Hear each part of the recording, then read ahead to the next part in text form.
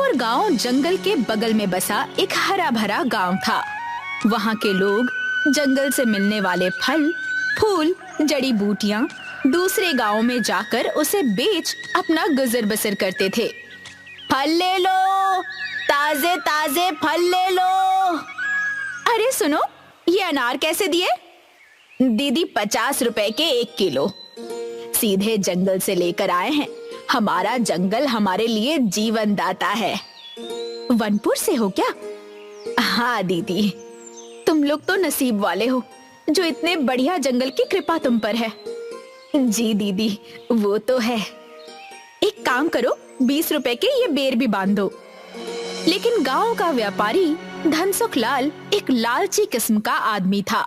जंगल के पेड़ काट कर लकड़ियां बेचकर व्यापार करता और खूब पैसे कमाता। ये क्या, इतने कम? अरे इतने कम पैसों में तुम 50 किलो लकड़ियां लेकर जाओगे? धनसुख लाल जी, इस बार दे दीजिए, अगली बार पैसे दे दूंगा। मैं आपका पुराना ग्राहक हूँ। तुम्हारा दिमाग खराब है? मैं यहाँ पर व्यापार करने बैठा हूँ, समाज सेवा नहीं। पैसे हो तो ले जाओ, नहीं तो निकलो यहाँ से। धनसुख लाल के पेड़ कटाई से जंगल के पेड़ कम हो रहे थे। एक दिन नीलिमा अपने घर से सुबह सुबह जंगल की ओर गई तो सामने का दृश्य देखकर उसकी आंखें फटी की फटी रह गई। ये क्या? ये जंगल हवा में कैसे उड़ रहा है? हाय रे भगवान, ये कैसे हो गया? मुझे अभी जाकर सारे गांव वालों को ये बताना होगा। वनपुर गांव का जंगल हवा में उड़ता देखा तो नीलिमा ने दौड़कर जाते हुए पूरे गांव को बताया। उसकी बातें सुनकर युवा प्रधान अजय बोलने लगा, ये तो बड़ी ही अजीब बात है कि जंगल हवा में उड़ रहा है। मुझे तो लगता है कि ये जरूर किसी भूत का चक्कर होगा। मुझे तो लगता है जरूर किसी ने हमारे जंगल पर काला जादू कर दिया है। अरे अगर जंगल इस तरह से हवा में उड़ेगा तो हम कैसे अपना गुजर बसर करेंगे? कैसे जाकर फल फूल तोड़ेंगे और उसे बेचेंगे? गांव वाले तो मर ही जाएंगे। अजय ने बीच में रोकते हुए कहा, नीलिमा दीदी, आप शांत रहिए, ऐसा कुछ नहीं है। मामला क्या है ये तो वहां जाकर ही पता चलेगा। ना बाबा, हम तो वहां नहीं जाएंगे, हमें डर लगता है। सारे गांव वालों ने उड़ते हुए जंगल में जाने से मना कर दिया, लेकिन अजय एक बहादुर और पढ़ा लिखा लड़का था जो कि भूत प्रेत जैसी चीजों पर विश्वास नहीं करता था। मैं जाता हूँ, जाकर देखता हूँ कि मामला क्या है। अरे लेकिन जाओगे कैसे? जंगल तो हवा में उड़ रहा है। कुछ ना कुछ तो करना पड़ेगा। अजय और गांव वालों ने एक बड़ी सीढ़ी बनवाई और उसे जमीन से जंगल पर टिकाया। अजय ऊपर चढ़कर जंगल में पहुंचा तो हवाएं जोर से चलने लगी। अरे आज जंगल कुछ अजीब सा लग रहा है, कितनी जोर की हवाएं चल रही हैं। अजय कुछ और कदम आगे बढ़ा तो उसे एक आवाज सुनाई दी। अरे बेटा, तुम्हारा नाम अजय है ना? जी माई, मैं वनपुर गांव का प्रधान हूँ। हाँ, वनपुर गांव के लोगों के लिए तुमने बहुत कुछ किया है। जी माई, बस अपना काम कर रहा हूँ। वनपुर गांव के लोग इस जंगल को काफी पूजते हैं ना, इस गांव के लोगों का गुजर बसर चलता है। लेकिन माई, आप यहाँ अकेली क्या कर रही हैं? बस बेटा समझ लो कि अब ये जंगल मेरा है और मैं इस जंगल की हूँ। मेरे परिवार के लोग अब इस दुनिया में नहीं रहे। इस उम्र में काम कहाँ से करती, तो इसी जंगल में रहने लगी। यहीं खाना मिल जाता है, यहीं पास में मेरी कुटिया है, वहीं पर रहती हूँ। लेकिन तुम्हारे ही गांव का धनसुख लाल, जो कि लकड़ियों का व्यापार करता है, वो तो इस जंगल को तबाह कर रहा है। वो तो है माई, अपने लकड़ियों के व्यापार के लिए वो पेड़ काट रहा है, लेकिन नए पौधों को लगा ही नहीं रहा है। अगर ऐसा ही चलता रहा तो ये जंगल एक दिन खत्म हो जाएगा। मैंने उसे कई बार समझाया है। कुदरत का सारा संतुलन खराब हो रहा है। सही कह रही हो माई, जंगल खत्म होगा तो गांव वाले भी नहीं बचेंगे। तुम लोगों को उस धनसुख लाल को रोकना होगा, नहीं तो ये जंगल इसी तरह हवा में उड़ता रहेगा और गांव वाले बिना जंगल के तड़पते रहेंगे। माई, गांव का प्रधान होने के नाते मैं इस मसले को जरूर सुलझाऊंगा, लेकिन आप मेरे साथ चलिए माई, हमारा गांव आपको संभालेगा। नहीं बेटा, तुम जाओ, बस मेरे लिए इतना करो कि उस धनसुख लाल को समझाओ, नहीं तो ये जंगल खत्म हो जाएगा। अजय ने जब गांव वालों को ये बात बताई तो गांव वाले सीधा धनसुख लाल के घर पहुंचे, लेकिन धनसुख लाल ने नकारते हुए कहा, अरे भाई, अगर मैं अपना काम धंधा बंद कर दूं तो फिर पैसे कैसे कमाऊं? क्या भिखारी बन जाऊं? अरे भाई, काम धंधा बंद करने के लिए कौन कह रहा है? हम तो बस इतना ही कहना चाह रहे हैं कि तुम पेड़ों की कटाई कम कर दो और इसके साथ कोई दूसरा काम शुरू कर दो। जितने पेड़ काटो उसके 2 गुने पौधे जंगल में लगा दिया करो। देखिए धनसुख लाल जी, अगर आप ऐसा नहीं करेंगे तो गांव नहीं बचेगा। आप समझिए, नया काम शुरू करने में मैं आपका साथ दूंगा। हम जंगल में जो जड़ी बूटियां और कंदमूल हैं उसे बाजार में बेचकर अच्छे पैसे कमा सकते हैं। इन जड़ी बूटियों और कंदमूल से औषधियां बनेंगी, इसमें अच्छे पैसे मिलेंगे। अजय के समझाने पर धनसुख लाल के पल्ले ये बात पड़ी तो धनसुख लाल इसके लिए तैयार हो गया। जब अजय फिर से जंगल गया तो उसे वो बूढ़ी औरत मिली। ये जानकर खुशी हुई कि धनसुख लाल पेड़ों की कटाई कम करके नए पौधे लगाएगा। मुझे लगता है अब जंगल को फिर से सामान्य होने में कोई दिक्कत नहीं होगी।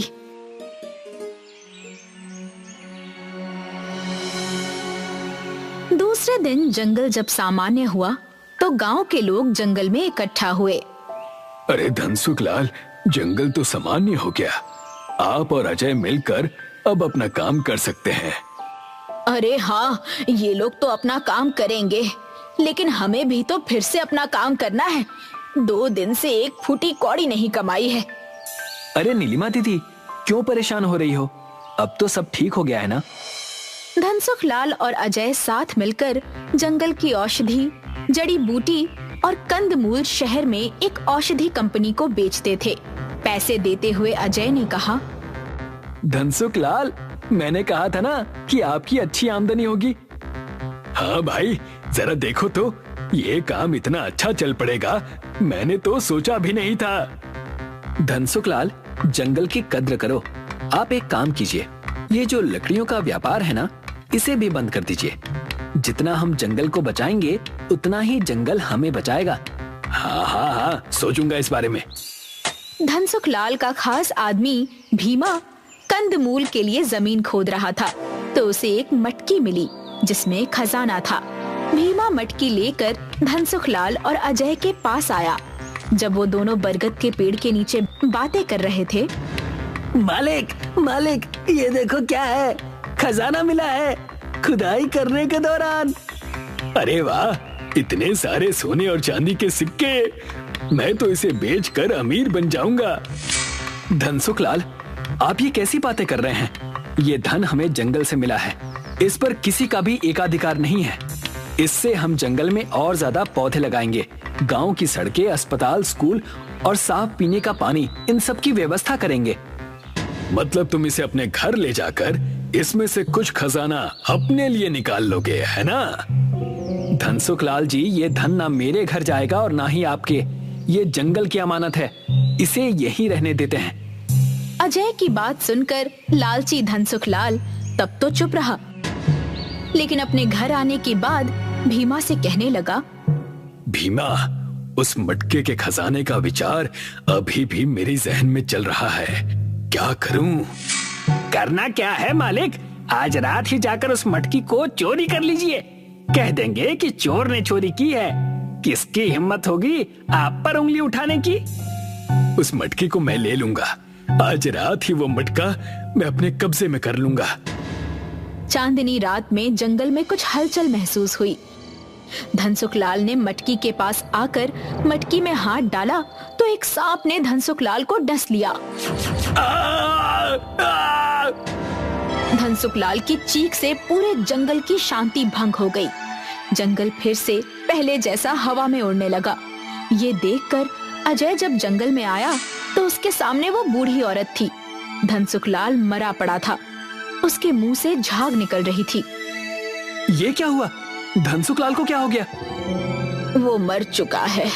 उसने इस मटकी का खजाना चुराने की कोशिश की तो सांप ने उसे डस लिया। धनसुखलाल अपने लालच से जीत ना सका। अपने लालच की वजह से उसकी ये हालत हो गई। लेकिन माई, आपको ये सब कैसे पता? ये कहते ही वो बूढ़ी औरत अपने असली रूप में आ गई। अजय, मैं वन देवी हूँ। मैं इस जंगल की रखवाली करती हूँ। मैंने ही ये जंगल को उड़ाकर गांव से दूर किया है। धनसुखलाल जैसे लोगों की वजह से आज जंगल खतरे में है। तुमसे जिस दिन मुलाकात हुई तो लगा कि तुम्हारे जैसा अच्छा इंसान जरूर इस जंगल को बचाएगा, लेकिन धनसुखलाल जैसा लालची आदमी इस कार्य में बाधा था, इसलिए उसे मरना ही था। वन देवी की बातें सुनकर अजय को धनसुखलाल की गलती का एहसास हुआ, लेकिन वो एक अच्छा इंसान था। हे देवी माँ, माना कि धनसुखलाल एक लालची व्यापारी है और उसने गलती भी की है, लेकिन देवी माँ, इसमें उसकी बीवी बच्चों का क्या कसूर है? इसके बिना उनका क्या होगा? आप अपनी कृपा करके इसे फिर से जीवित कर दीजिए। मैं वादा करता हूँ कि ये अब इस जंगल से दूर ही रहेगा। अगर इसने ऐसा करने से मना कर दिया तो गांव वालों की मदद से मैं इसे गांव से बाहर निकाल दूंगा। आप इसे जीवित कर दीजिए। वाह अजय, तुम एक अच्छे प्रधान ही नहीं बल्कि एक अच्छे इंसान भी हो। मैं इसे अभी जिंदा करती हूँ, लेकिन इसे तुम समझा देना कि जंगल की कटाई ना करे। जी, मैं ऐसा ही करूंगा। वन देवी के हाथ से निकले प्रकाश किरण से धनसुखलाल फिर से जिंदा हो गया। देवी गायब हो गई। जंगल सामान्य हो गया। उसे जब अजय ने सारा किस्सा बताया तो उसकी आंखों में पछतावे के आंसू थे। मुझे माफ कर दो, मैं अपने लालच में अंधा हो गया था। मुझे पैसों के सिवा कुछ भी दिखाई नहीं दे रहा था, लेकिन मुझे अब अपनी गलती का एहसास है। अजय, मैं आज से ही जंगल कटाई का काम बंद कर दूंगा और जंगल की भलाई के लिए काम करूंगा। धनसुखलाल, ऐसा ही करना होगा, तभी तो हम अपनी आने वाली पीढ़ियों को एक अच्छी दुनिया दे पाएंगे। हमें अपने लालच को छोड़कर इंसानियत के लिए जीना होगा। कर्नाटका के गांव कुरांगिनी में कुछ आदिवासी रहते थे जो हमेशा अपने पितृदेव यानी अपने कुल देवता की सेवा करते थे। उनका मन था कि कुल देवता की पूजा अर्चना करके ही उनका जीवन बहुत अच्छा और बहुत सुकून से गुजरेगा। उनके घर भी हवा में झूलते हुए बने थे। वो चाहते थे कि गैर समाज का व्यक्ति उनके पास ना आए और ना ही वो किसी के पास जाना चाहते थे। हमेशा से खेतों से चावल और दाल और कई सारे फल खाकर अपना जीवन व्यतीत करते। उसी वक्त कुरांगिनी के पास वाले गांव में कुछ बच्चे कैंपिंग करने गए थे। चंदू, मंगलू और कविता। मुझे तो अब तक यकीन नहीं हो रहा है कि मैं हॉलिडे पर आई हूँ। सच कहा, यहाँ हम कुछ दिनों तक कैंप करेंगे और आसपास की चीजें भी ढूंढ निकालेंगे। मजा आएगा। हाँ, और सुबह होते ही हम आसपास के गांव घूमने जाएंगे और देखेंगे कि वहाँ क्या है। कुरांगिनी गांव के पास के कैंपिंग स्पॉट पर तीनों दोस्त आराम करने लगते हैं। सुबह होते ही उन्होंने तय किया कि सारे घूमने जाएंगे कुरांगिनी की तरफ। कुरांगिनी के पास जाते ही कविता ने झूलता हुआ घर देखा और कहा, अरे वाह, ये देखो झूलता हुआ घर। लगता है यहाँ के लोगों को झूला झूलने का बहुत शौक है, इसलिए ऊपर वहाँ पेड़ पर ही घर बना लिया है। कितने गजब की खूबसूरती। पूरा गांव हरा भरा है, ताजी हवा, सुंदरता में तो ये सब देखकर खुश हो रहा हूँ। पता नहीं आगे क्या क्या देखने मिलेगा। लेकिन पता नहीं मुझे डर क्यों लग रहा है। ऐसा लग रहा है कि कुछ अनहोनी होने वाली है हमारे साथ। ओफो, तुम तो हमेशा ही नेगेटिव बातें करते रहते हो। अब चुप भी करो और यहाँ का नजारा देखो। कुरांगिनी गांव के आदिवासियों ने उन्हें घेर लिया, जो दिखने में डरावने और खूंखार लग रहे थे। इन्हें देखते ही तीनों दोस्तों की सिट्टी बिट्टी गुल हो गई। कौन है आप लोग और हमसे क्या चाहते हैं? अरे, हमेशा शहरी लोगों को हम यहाँ आने से रोकते हैं। तुम लोगों को कितनी बार समझाया है, हमारे गांव के आसपास भी नजर मत आना, लेकिन फिर भी तुम नहीं समझते। अब तुम्हारी खैर नहीं, तुम्हारा हिसाब हमारे गांव के देवता करेंगे। ले चलो इन्हें। आज हमारी देवी ही बताएंगी कि इनका क्या करना है। अगर तुम यहाँ से छुटकारा पाना चाहते हो तो तुम्हें हमारी शर्तें माननी पड़ेंगी। क्या करना होगा? हमें सारी शर्तें मंजूर है। तुम्हें हमारे गांव की सभ्यता और परंपरा में रहना होगा। प्रकृति की सेवा में अपना मन, धन सब त्यागना होगा। इतना कहकर प्रकृति की देवी वहां से चली जाती है। तुमने सुना? जैसे हमारी देवी ने कहा वैसे ही तुम्हें करना होगा, नहीं तो हमारी देवी नाराज हो जाएगी। अब से तुम कुरांगिनी के निवासी हो। तुम्हें हमारे नियम और कायदे चलाने होंगे और हमारी देवी को खुश करना होगा। क्या आप हमें समझाएंगे कि हमें करना क्या है? हंसते हंसते हमारे रास्ते बंद हो गए और अब ये नया तमाशा आ गया है। जल्दी बताओ हमें क्या करना है। मैं जिंदगी भर के लिए तैयार हूँ। जैसा हमारी देवी ने कहा वैसा ही तुम्हें करना होगा। हमारे तौर तरीके तुम्हें अपनाने होंगे। सारी शहरी चीजें तुम्हें फेंकनी होगी। कविता, मंगलू और शैलेश के पास कोई चारा नहीं रहता। उन्हें उनके तौर तरीके आजमाने ही पड़ते हैं। हमने तुम्हारी सारी व्यवस्था झूलते हुए घर में कर दी है। आज से तुम वहीं रहोगे और हमारा जीवन व्यतीत करोगे। यही सीख और सजा है तुम्हारी। ये रहे तुम्हारे कपड़े। छोड़ दो हमें, घर जाना है हमें जाने दो। अरे चिल्लाना बंद करो और इन्हें देखो। तुम्हें लगता है हमें जाने देंगे यहाँ से? हमें यही इनकी बातें माननी होगी, तब जाकर कुछ होगा। मैंने पहले ही कहा था कि हमें संभल कर रहना चाहिए, लेकिन तुम में से किसी ने मेरी बात नहीं मानी। उन्हें समझ आने लगा था कि प्रकृति सबसे बढ़कर है। ये रहा तुम्हारा भोजन। इसे खाकर हमारे साथ खेत में काम करने चलो। ये क्या है? मुझे ये सब करने की आदत नहीं है। दिखने में तो स्वादिष्ट लग रहा है। मंगलू, इसे खाकर तो देखो। चुपचाप खाकर हमारे साथ चलो। जैसे ही उन्होंने कुरांगिनी गांव का खाना खाया, वाह यार, ये कितना स्वादिष्ट है। अगर हमें ये खाना हर रोज मिले तो मैं यहाँ से कभी नहीं जाना चाहूंगी। बिना मिलावट के खाने की बात ही कुछ और है। सच कहा तुम दोनों ने। हमें यहाँ कुछ दिन बिताने हैं। इससे हमें एक अच्छी सीख और अच्छी समझ के साथ जाएंगे। तीनों ही कुरांगिनी गांव के लोगों के साथ समय बिताने लगते हैं।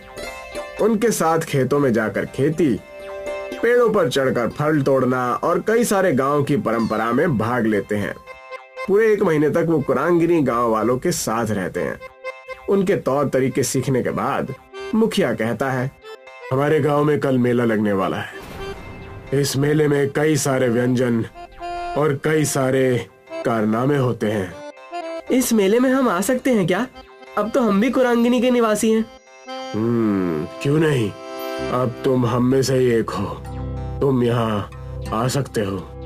अगले ही दिन तीनों मेले में जाने के लिए तैयार हो जाते हैं। वहाँ पर कविता के माँ बाप कविता को ढूंढते हुए आ जाते हैं। कविता की माँ रोने लगती है। कहाँ थी मेरी बच्ची? हमने तुम्हें कहाँ कहाँ नहीं ढूंढा। इन लफंगों के साथ हमें पता था कि तुम किसी मुसीबत में हो। कुरांगिनी गांव के लोग कविता के पिता की बात सुनकर डर जाते हैं। तब कविता कहती है, लेकिन पिताजी, इसमें इनकी कोई गलती नहीं है। मुखिया जी ने अपना कर्तव्य निभाया और हमें एक बहुत अच्छी सीख दी जो कोई स्कूल या कॉलेज हमें नहीं दे पाता। इस गांव में आने के बाद हमने हमारी प्रकृति के बारे में जानने का बड़ा अवसर प्राप्त किया। हमें पता चला कि हमारी दुनिया से बढ़कर भी कुछ चीज है। मैं शुक्रगुजार हूँ इस कुरांगिनी गांव और यहाँ के लोगों का जो हमें यहाँ आने का मौका मिला। सब कुछ सुनने के बाद मुखिया कहते हैं, देखा हमारे साथ रहने का नतीजा। मुझे गर्व है तुम तीनों पर। हमें तुम्हें यही सिखाना था। मुझे तो तुम तीनों पर नाज है।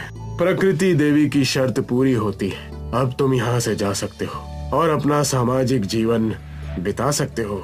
कविता, मंगलू और शैलेश वहाँ से खुशी खुशी जाने लगते हैं। हम आप सब से मिलने साल में एक बार जरूर आएंगे और शहर जाकर लोगों को प्रकृति के बारे में सतर्क करेंगे।